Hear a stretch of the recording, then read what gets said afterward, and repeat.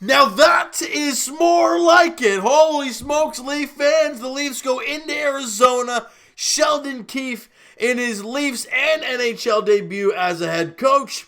And the Arizona Coyotes, the best team in the NHL with a goals against average of under 2.5, which is, or I guess 2.3 if you want to look at it. They're incredible defensively. And the odds were that the Leafs were not going to win this hockey game today. But with the emergence of Sheldon Keefe as the coach and kind of the different feel that this team had. I mean, we all knew Mike Babcock was stubborn. That's what we knew about Coach Babs. Well, what we learned with Sheldon Keefe early and often is that right at the morning skate, you see Tyson Barrie in the first power play unit. And I think every Leaf fan's like, thank you. You brought this guy over. He had over 60 points last year. He should be on your number one power play unit. He put him on there. That helps his confidence, and it contributes in the hockey game. Now, it wasn't a power play goal for sure, but in the first period, let's get to the first bit. Frederik Andersen makes a few huge saves, including an absolute robbery with the glove about midway through the first. And yeah, the Leafs, kind of hovering there in the early goings, trying to get their feet wet with the new coach, trying to feel good again. We're not sure how they're feeling. But about, late in the first period, Mikheyev gets it over to Tyson Barrie, who's got some space to skate towards that. But we've been used to seeing kind of pass it up far around the boards. It put a soft shot on net. Instead, he goes a beeline right to the net and beats Darcy Kemper underneath the glove. And the Leafs are in front 1-0 for the first time in forever. That is the first time the Leafs have led at any point in a hockey game since November the 3rd against the LA Flippin' Kings. It has been quite a while, and the Leafs get on the board early, and you can see from everyone the sigh of relief after that goal by Tyson Barrie.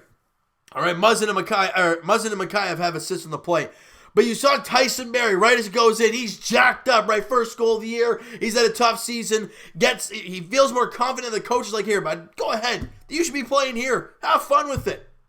And Tyson Barrie gets into the game all loosey-goosey today, and he scores his first goal as a Leaf. You see the emotion with him. You see the emotion of everybody on the ice at the time, and then you show the bench, and they're all jacked up. You know why? Not only did Tyson Barrie score the first goal, but the Leafs now have a chance to play with the lead. They scored the first goal of the hockey. We talked about it in the last video, guys. We talked about it in I'm pretty sure we talked about it in the Babcock firing video. Our main focus was the first period and who the heck is going to score the first goal of the hockey game. Well, the first period, shots on goal were 13-11 in favor of Arizona, but it was lopsided early on when the Leafs came back and, of course, took the 1-0 lead. You had so basically, we look at it. Okay, after the first period, you had the 1-0 lead, so that's a great first period. Good job. Who scored the first goal? The Leafs. Perfect. Exactly the way you wanted to start this hockey game. Now, you go to the second period, and the Leafs play a spectacular second period, winning shots 14-10. And in the second period, the Leafs take a penalty, and on that penalty, early on in the penalty, they collapse defensively. The defense kind of floats up a little bit, leaving two Arizona guys down low, and the puck goes down to them. They try to jam away at it, but Freddie makes a great save, freezing it, and after that, it was kind of okay. But that initial one was like, what are you doing? It was kind of like they were just floating with the puck, and that's not what you want to do, especially in a penalty kill. And then the Leafs kind of box them up at the blue line, right? They try and enter the zone and get stuffed at the blue line. The puck gets to, I think it was William Neal, or no, excuse me, it was, I don't know who it ended up getting to, but the puck ended up coming to Pierre Engvall. I talked about him in the last video, in the signing video, or I guess more or less in the Babcock firing video. And he gets the puck, and he just goes. He's got some speed, the 23-year-old 7th-round pick. Gets some speed, puts the puck in front, and just books it right to the net. Nice little move to kind of open up Darcy Kemper and beats him 5-hole for his first NHL goal. And Iseli, oh boy, he ends up on his butt. But you know what? That's okay. That's okay. You know what? The Leafs have a 2-0 lead. Sheldon Keefe's on the bench smiling like a son of a gun. Everyone on the ice is pumped up. The bench once again on their feet, hugging everyone like they just won the fucking Stanley Cup. They feel great right now. They got a 2-0 lead. They played a pretty damn good second period, and you're in front 2-0 heading into the third. We couldn't have asked for any more.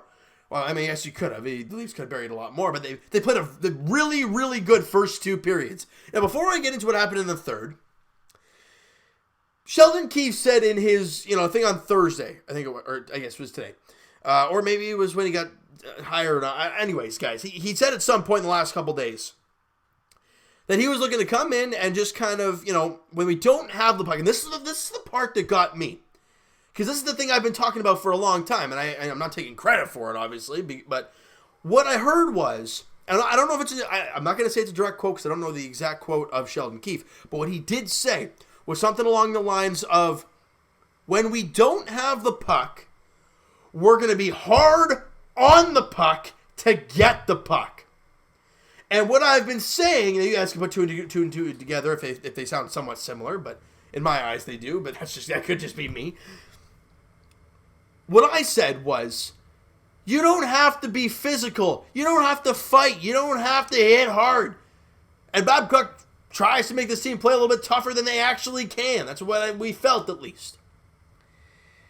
And you don't have to be that. You just got to be hard on the puck. And, I mean, paraphrasing, of course, I feel like Sheldon and I are pretty much talking the same language. Because that is exactly what happened today.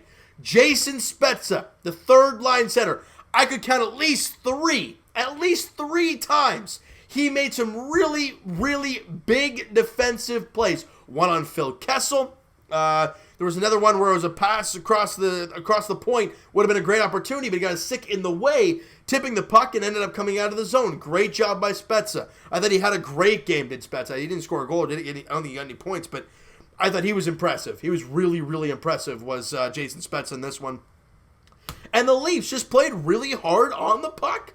Loose pucks in the corner, one guy in the corner. The Leafs going right at him, getting that loose puck. I saw William Nylander even go in the corner and grab a puck that he was battling with some guy, and he ended up getting the loose puck. That's what we want to see from this team. You're not asking them to be physical and crush everybody in sight. That's just not what this team is. You're asking them to get pucks, get in the corner, and use your stick. The Leafs are so crafty with their sticks. You know Austin Matthews can lift a guy's stick and steal the puck in a blink of an eye. A lot of these players can do so on this Leaf squad. So to see them go out there today and do it, it was really satisfying to watch. Now, let's get to the third period, and just 48 seconds in, just put the puck on the net. They're not trying to be too damn pretty. But again, like I said, puck pressure, right? How does the puck get loose in the first place? Well, Austin Matthews all over Ekman-Larsson behind his own net, kind of tapping at him, lifting the stick a little bit, and he kind of floats it up to the point where Mikheyev keeps it in, gets, I don't know if it was to Nylander, I thought it was Mikheyev who fired on the net. Either way, it was Mikheyev or Nylander who kind of gets the puck down low and kind of just fires it at the net. It hits Kemper to the center of the ice where Austin Matthews is right sitting there, and he buries it into the empty net. His 15th goal. Oh, it wasn't really an empty net, but he buries it into the net. His 15th goal of the year. Nylander and Mikheyev grab assists, and just like that, the Leafs are up 3-0 early in the third period. Guys, the first 5 and the last 5 of every period is crucial. Why did the Leafs dominate all 3 periods? Because they scored within the last minute of the first period, in the last 5 minutes of the second period, and within the first minute of the third. The first 5 and the last 5 are the most crucial times of a hockey game. And the Leafs dominated those times today. They gave up a goal with 16 seconds left in the third period. Hinostroza scores, and Frederik Andersen's shutout is done. Damn, that would have just been perfect. Barry with the first goal as a Leaf. Pierre Engvall, first goal ever in the NHL. And Sheldon Keefe with his first win as a Toronto Maple Leaf. Now, I was insanely impressed from what we saw today. They looked nothing like the teams we've been seeing lately. Absolutely nothing. But if that is the team that we are going to be seeing on a nightly basis, I think the sky's the limit. Now, obviously, hockey's a crazy sport, right?